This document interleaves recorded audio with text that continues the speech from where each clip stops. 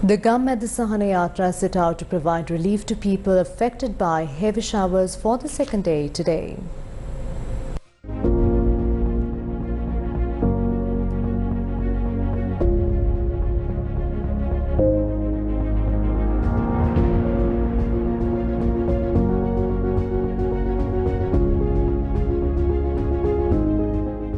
The heavy showers that hit Sri Lanka left many people helpless. Most of their belongings were destroyed or were damaged beyond repair. These people lost everything in a matter of minutes. Although they lost everything, Gammadda, as always, came to their aid. One of our teams set out to affected villages in Putlam and Chillau today. Dry rations were distributed to 700 families in Maikulam, Jameswatta and Halamba in Chillau. These villages were flooded.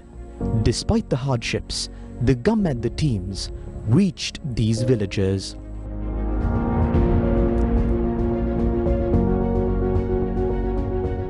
Many landslides were reported in Rabukkana. Relief packs were distributed to families that were seeking shelter at the Baptist and Hurimaluwa churches.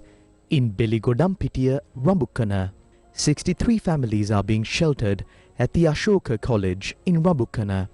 Relief packs were also distributed in Taldeva, Yatagama, Udugama and Valgama. The showers that battered the island for days did not spare the northern province either.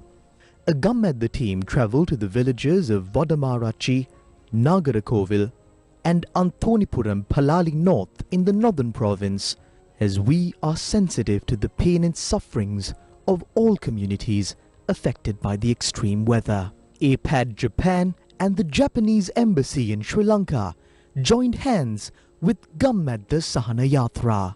We will make it through these adversities together.